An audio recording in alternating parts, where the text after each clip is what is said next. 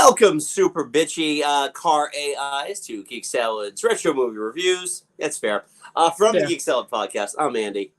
I'm Mike. And tonight we continue with our talk of 007 James Bond, played by Mr. Pierce Brosnan, in the peak of the downturn of the Brosnan Bonds. Tomorrow Never Dies. Yeah. It died pretty well at the end, I think. Oh, yeah. The thing with this movie was I was hyped. I remember loving this movie. And back before we just decided at this rate, we're just going to do what's left. Because, I mean, neither of them have neither Brosnan nor Craig have very, very long 10 years of Bond. It's easy just to kind of... Craig's got 5 to Brosnan's 4. So well, yeah, but I mean, it goes like Moore was 7, Connery was 6, Craig with 5, Dalton was 2, Brosnan was 4. Yeah, none of them really have a huge. It's not like Tom Baker, but it feels like, but it really does feel like Roger Moore was there forever. Just because the movie quality sucked. Yeah, exactly. It was spanned a decade and a half, so. Yeah. So anyway, so we are talking about Tomorrow Never Dies, the second of the Brosnan Bonds. I remember liking this movie a lot more than I ended up liking it. Same here. It's fine. Yeah. I think you put it well when you told me when it works, it really does work. When it doesn't work, it's blasé, it's unmemorable. Yeah. It's weird as a follow-up to GoldenEye. Yeah, well, I mean, it's like, for me, the Cold War ending was one of the hardest things to hit Bond. Yeah. Because, I mean, even with GoldenEye, they were just kind of like the remnants of the Soviet Union, that general, the something Cossack, Lietz-Cossack. So they're still like kind of trying to grab onto the remnants of the Soviet Union there. And it worked, but this one was like, all right, we can't do Soviet Union again. What do we do? Well, we got the Chinese, and they're not even like, they don't really play into it as much. Right. It's like, okay, let's go for an evil Ted Turner. Right. And I feel like that's one of my biggest issues with a lot of the Brosnan Bonds was that they try to be topical. Yeah. More so, I think, than anything else. Yeah. I mean, at least with Craig, they were like, all right, let's go back to Spectre. Oh, although it's entirely possible they couldn't do Spectre with Brosnan. No, they absolutely couldn't. I'm sure that the Kevin McClory stuff. The Cold War's trying to make a comeback and go back to the Golden Age of Bond. Yeah, more than likely. More than I mean, my God, it's having just watched No Time to Die. It is funny. We never meet the Prime Minister, which would be. So that's what I'm expecting, that at some point, depending on who they cast as the next Bond, do we get that goofy Boris Johnson style of Prime Minister? Maybe they'll have him watching a video while Bond is boinking someone. It looks like he's trying to re-entry. Stop that! This one's just so tough because it's such a weak pick for a villain. Yeah. The weird thing is, too, and I mentioned this to you when I was watching it last night, that Jonathan Pryce, who plays Elliot Carver, who is the big bad of this movie, is kind of like, he's supposed to be evil Ted Turner, but it's weird because I feel like it was a complete accident that he was emulating Steve Jobs, because Steve Jobs really wasn't Steve Jobs. Yeah. At this point, we were still a year away from those funky, like, Easter egg style Apple computers, the ones that Jeff Goldblum Oh yeah. was promoting. And if you I go on like YouTube, the type in Jeff internet. Goldblum, and they slow down the audio, it's even better because he sounds drunk. Who likes space? Are you crazy? I like the internet. But it's funny to see, especially all the iconography that they gave Carver, Yeah. because he is literally one douchey thumb and index finger on his chin away from being Steve Jobs in this. Yeah, he really is. And who knows? I mean, we might get that at some point. Yeah. I mean, right now, considering that Elon Musk is roughly 2 degrees away from being a Bond villain, we're due. I mean, and hey, he's sending people into space, so we might get Moonraker Part 2. He's sending himself into space, which is fine with me. Go colonize Mars, you weirdo. He also sent Shatner into space. No, that was Bezos.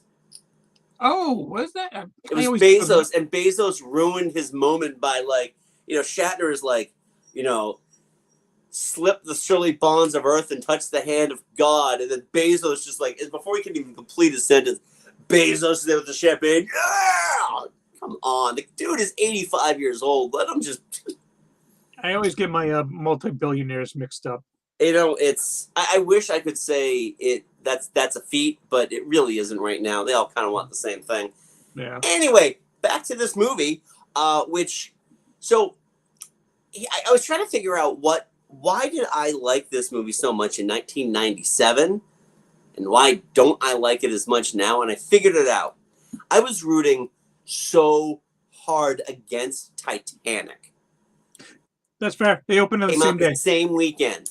And I was like, oh, Bond is going to crush Titanic. And how wrong I was. It was the very first Bond movie to not open at number 1. Right. And it drove me a little nuts, too, because it's like, I wish people wouldn't shut the fuck up about this movie compared to Titanic, which, 25 years later, shut up. Yeah. I hate that movie. Anyway, do you feel like everybody in this movie was underserved in some way, shape, or form? Like, every primary actor in this, like, with the exception of Michelle Yeoh. Yeah. Not even Michelle Yeoh, to a certain extent, was underserved, I think. Yeah, it's like they let her show off her stuff, but they still made Bond do. Bond had to save her. Oh yeah, in the final, the third act, she got captured twice, and both. Yep. The first time, the second time she had to be saved by Bond. The first time, Bond distracted them enough for her to escape. Right.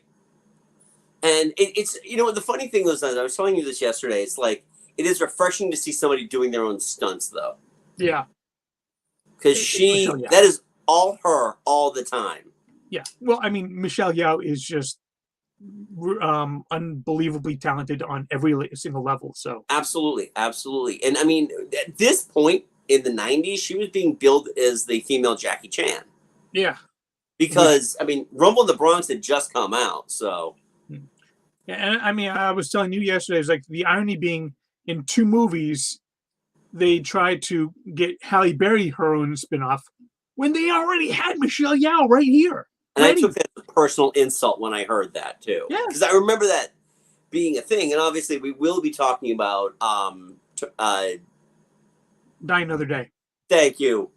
It's like I had to think because the word "die" shows up in almost all of these, so I'm working through which song it was. Jinx.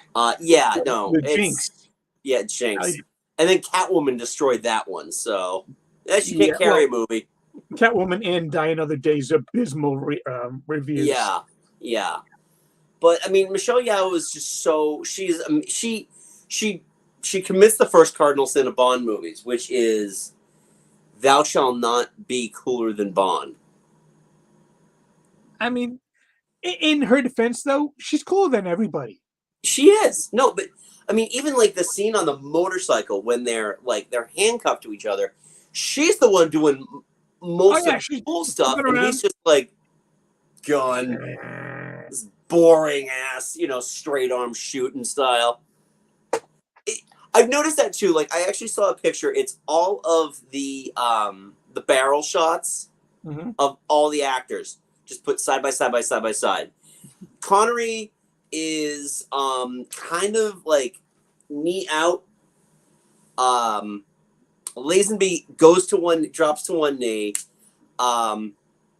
Roger Moore's got the arm out. Dalton's got a little bit of action. Brosnan is stiff, and it's like he's buried his shoulder in his head when he's doing. It's a weird look,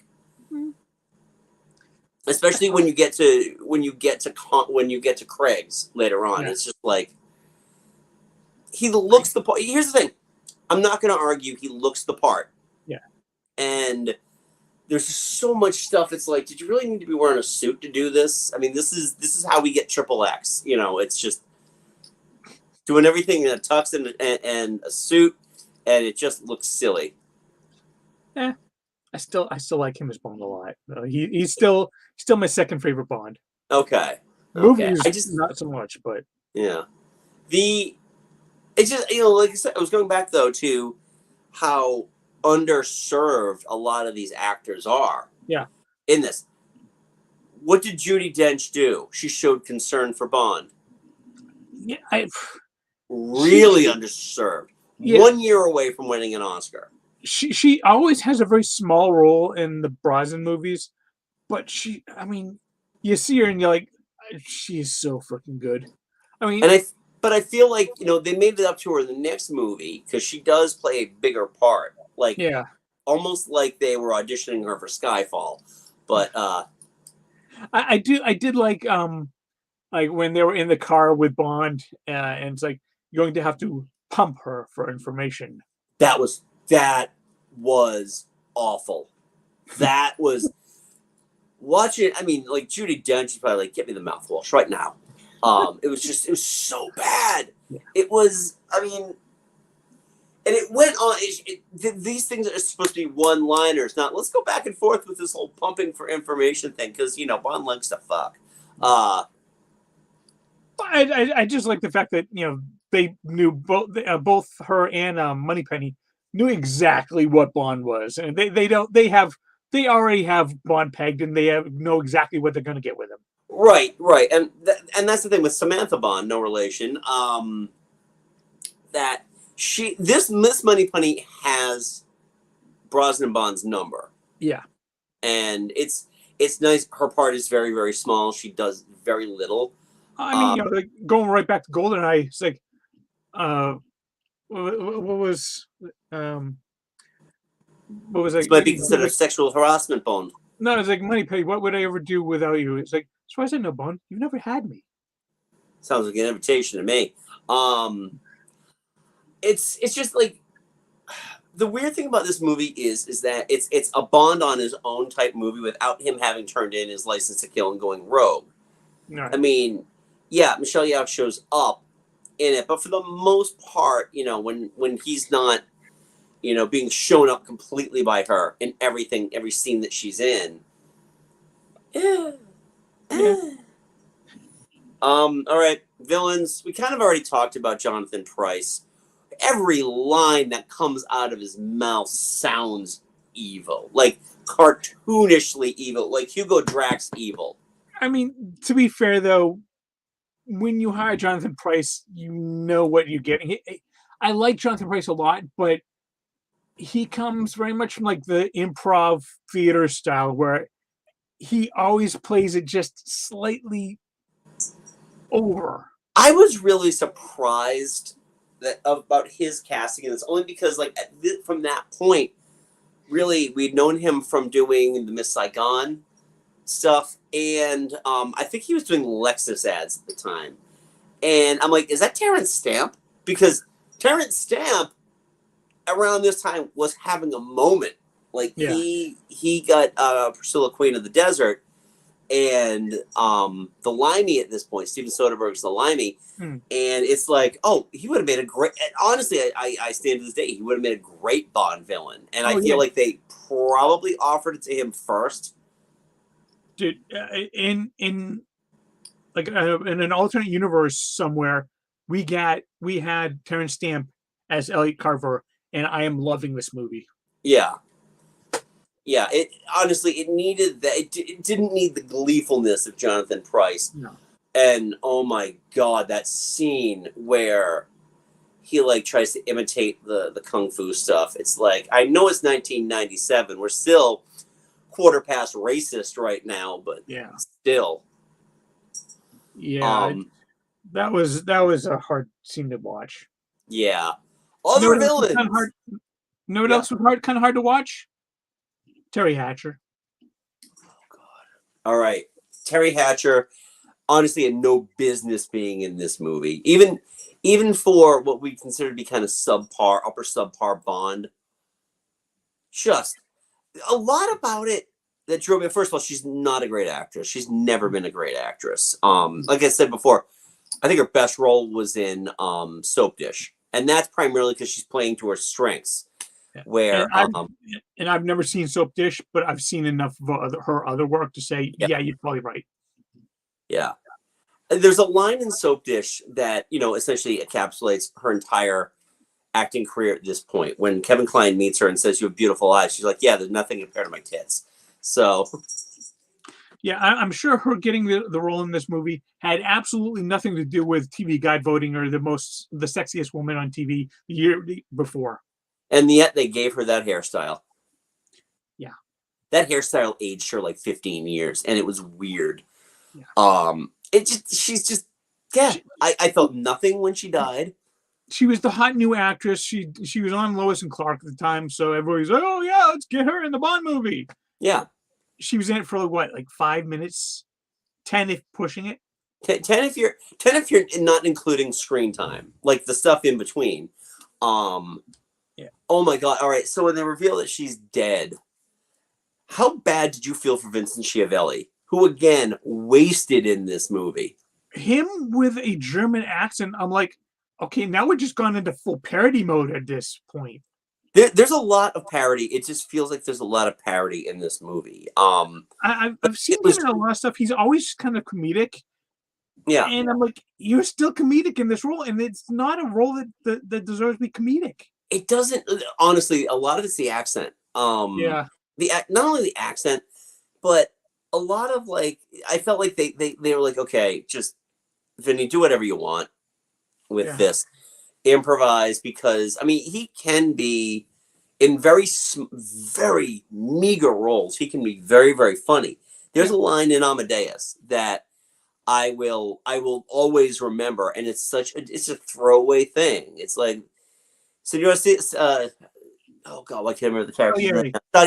Senor Salieri, we're going to stay out here, and we're going to eat all of this, and we're going to leave none for you, because they had the cream, like the cream and desserts and stuff, and it's like I remember that, but this nonsense, and it's just like 3 minutes of screen time. You wasted him on there, so you could run off and do your stupid car chase.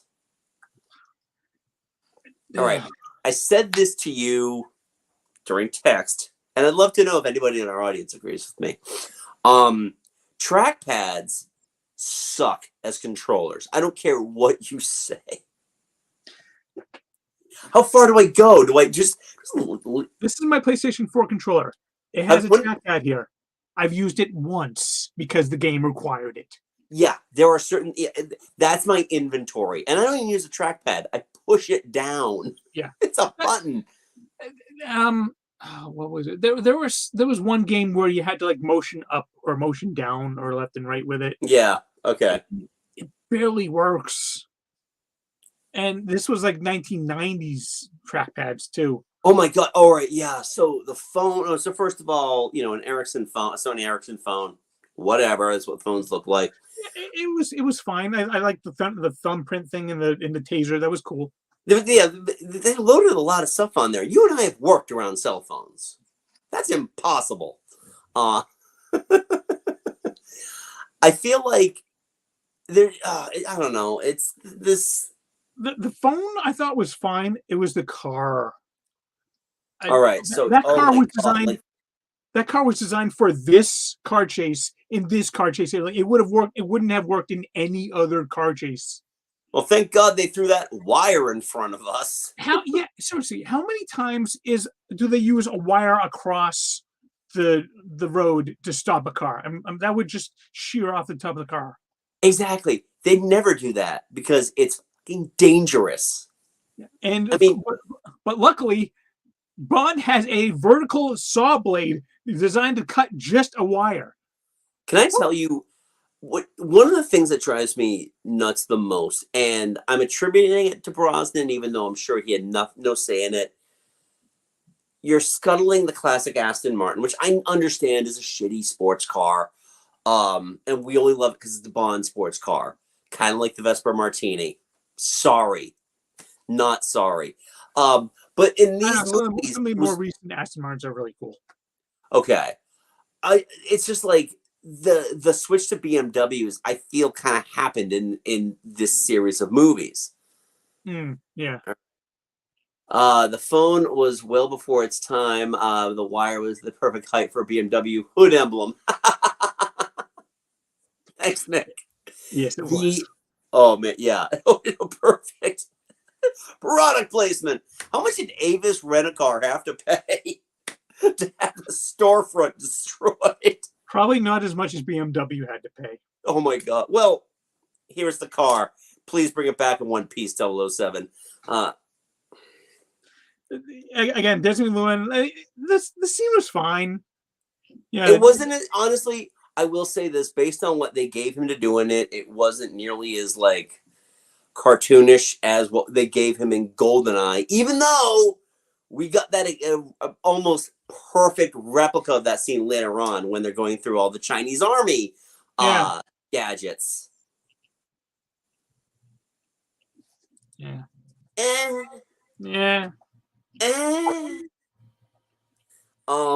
All right, back to the villains now. So we've already covered Elliot Carver. Oh my God, Ricky Jay. All right, it is, first of all, really hard for me to take him seriously as one of the he is probably third Bond villain in this movie. This guy is a sleight of hand magician. He's the first one we see. Right. But yeah, he's there to be the tech guy, and that's it. Honestly, the most memorable thing he'll ever have done in a movie for me was in Boogie Nights, when he goes, he's talking to little Bill, and then because Bill's upset because his wife is nailing some guy on the driveway, and he's like, "Yeah, okay, yeah, we'll talk about the scene. I'll catch up with you." And he looks to see if little Bill goes away, and he goes back and watches. I've never seen Boogie Nights. I've never seen. I don't think I think I've seen Tony Jay and other stuff. I just have no idea where. Did you see Mystery Men? No. Okay. Ricky Jay is one of those guys. I mean, he is a decent actor, but he's a sleight of hand magician. Okay. So I don't know why they like, okay, totally an arms dealer. Yeah, they didn't use any of that sleight of hand in this one. And then Stamper for his looks, I guess. Yeah. And then we had Stamper, who, as I mentioned, looked like the bass player from a Right Said Fred tribute band. And I said, the fact that he's called Mr. Stamper and his gimmick is not foot-based means he has failed as a henchman. Exactly. You know, it's like if you had a character named Jaws and his big thing was he'd punch you really hard. He had like a concrete hand or a hand made of steel. Yeah, then what's the point? It's, oh God, I mean, he's just like this. The time I understand, you need your henchman to be the big brick, the big brick henchman, who, by the way, the henchman outlasts the main villain in this by a solid 3 minutes. Which makes... He'll die stupidly, but that's... Which makes the henchman the main villain. You'd like to think that, but Carver was bankrolling all of them, with his obscene millions and, his cartoonish plans to blackmail politicians and... And he dies screaming because a saw-bladed torpedo, which remote control. Yeah, I'm sorry. Do you know how torpedoes work? Because I don't think they do. Not only that, do you know how drills work? Yeah. Especially because the thing needs a propulsion to be pushed through the water. Those drill bits, I don't care how fast they're going, are creating negative energy against that. It's creating, Mythbusters, come rescue me because and then it would have to have so many different propellers at different angles to make it be able to angle, like stop and then angle up and then go up and then it's the most improbable weapon I've ever seen. And it's not even their big thing. No, the stealth boat. Every time they said stealth boat, my brain went to two places. The first place it went to was, I don't know if you've ever seen the SNL skit with Peter Dinklage, where these mob guys are going to put a hit out on somebody who screwed them over, and they're in a club, and they're just waiting for a moment where they can do it. And then Peter Dinklage comes out. He's like in full like silver stuff. He's got like a bobbed off blonde wig and big sunglasses, like just totally new wave, singing a song called Space Pants. And watching Peter Dinklage do this, like, Space Pants. So that's like me. I'm like, stealth boat. And then the other more obvious thing would be that is totally a show that Homer Simpson would watch during Sweeps Week. Oh yeah, my mind instantly goes to an episode of The Simpsons where they're watching Night Boat. Night Boat, yes. Admiral Baby. And that's what you get for not hailing to the chimp. Oh my god, the sailboat is so stupid. Plus, I mean, like right at the beginning when they're sinking the Devonshire, I'm like, that boat, that British warship is on high alert. The stealth boat is like not 100 yards away, and it's not perfectly dark out. I'm sure. Are you telling me not a single sailor was like, it looks like see that boat over there? I don't see anything. I don't see anything. There's a stealth boat? No. Maybe we should shoot it. It's coming right at it. It's right there. Nobody. So stupid. I really wanted my memories to be better, to hold this movie up. And I'm just like, and the weird thing is too, this is one of the shorter Bond films. Yeah. At just a hair under 2 hours. You know what? Another good thing about this movie, though, it introduced us to Colin Salmon as Charles Robinson M's chief of staff. Oh, okay. He shows up in a few, and I always like him whenever I see him. He's always a solid actor. You know who else is in this movie? It's Julian Fellows. Oh, Julian Fellows. I thought you were going to mention. The very British man in this movie who then went off to do Downton Abbey. And was he like the Admiral? I believe so. Yeah, they just but it's just that everything wrong. That very proper British accent. We're going to go here and here and here and here. And it's just like, oh my god. He wrote Gosford Park. He wins an Oscar in 4 years. You know who else this movie had? For what? For about one scene, Mr. Joe Don Baker. Oh my god, you're right. Oh, thanks for reminding me. Damn it. They really wanted him to be their Felix Leiter, didn't they? Yeah, well, if they did, they went about it the wrong way because he's only in this movie for like 2 minutes at most. 2 minutes at most, and it's mainly just to get a couple of gags off. Hey, you didn't even say goodbye. Yeah. On the chubby blue line. This is a tough one. This really is tough. I knew that my god, no! I knew that would get Kurt going. Yep. Man, I'm so hungry. Said 2 steaks for dinner. But yeah, I mean, with this one, like the good guys, I all like a lot. Yeah. The bad guys, I just they're ineffective and they're unmemorable and they're just silly and at worst case. That's the thing with a Bond movie. You need you can usually, I mean, you're getting solid protagonists. Your antagonists need to be upper echelon. And when you think about what we're going to be getting, not in the next 2 films, but beyond that, you're going to get some amazing protagonists. Yeah, I mean, antagonists rather. I mean, Mads Mikkelsen. Oh god. Javier Bardem. Yeah. You're gonna get some good shit going on. Christoph Waltz. Yeah. You're gonna get some good shit going on. Yeah, but we gotta settle with this. Next movie we get Sophie Marceau. Yeah, and Robert Carlyle. Yeah. Who I normally like. Yeah, me too. But we're actually, I think we're kind of done with this conversation. So all right. Next week we are taking a break from Bond, mainly because I gotta. We are going. The weird thing is, we're not even going to really take a break from Bond. Our podcast, we're recording our podcast next week, where we are finally we're going to slot and categorize all 24 of the Bond theme songs. The poll has ended, by the way, so I can't wait to put those into the mix.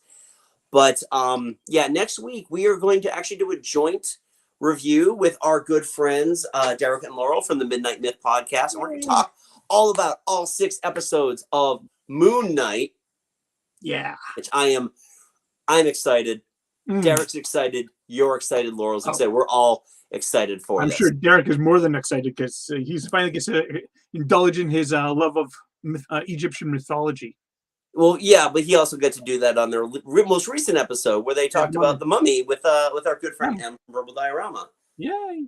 We're family here. So anyway, we will. So James Bond will not be back next week, but we'll be back the following week with The World Is Not Enough. Looking forward to. Yeah, I just remembered. Oh yeah, Denise Richards.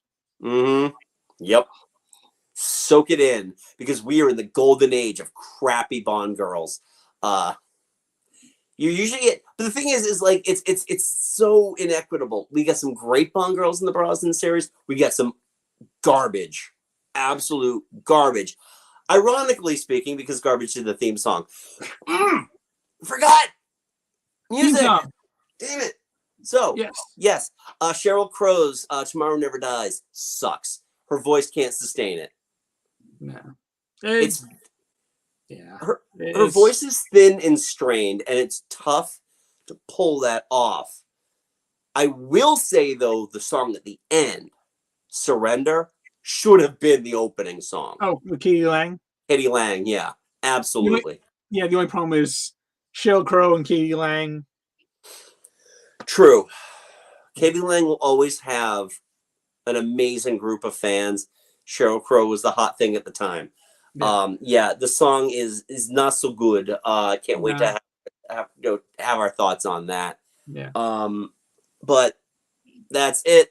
So we leave this to you. I'm really curious. What are your thoughts on Tomorrow Never Dies? Leave a polite comment below. Don't forget, if this is your first time watching Geek Salad's retro movie reviews, thanks. Hit that subscribe button. Give this video a like. Share it with your friends. If you've got friends who are like, I'm looking to get into Bond, well, here are these two assholes who are going to be talking all about Bond. So go for it. And spoiling every single movie. So Exactly. Nobody watches these things for the plot. We all know how they all turn out, right? They're great. Bond gets the girl at the end. Always, 100%. Bond always gets the girl, and he always survives. So there we go. He's always going to make it out. So... well, in this one, he definitely traded up. Oh yeah, hands down. Yeah, hands down, traded up. So we'd love to know your. By the way, what's that? She still looks amazing. Oh yeah. Oh, she's having a moment right now too. Yeah. So I gotta watch that movie of hers. I have to wait for streaming at this point though. But anyway, thank you for joining us tonight. Mike and I host a little podcast called Geek Salad, so check that out wherever you get your podcasts, Google Podcasts, Stitcher, Spotify, iTunes. Follow us on the socials on Twitter at Geek Salad Radio and on Facebook at Geek Salad Podcast. And check out our merch store at TeePublic, keyword Geek Salad Podcast. So until next time, I'm Andy. I'm Mike. Go forth and be nerdful. Talk to you next week. Bye-bye. Bye.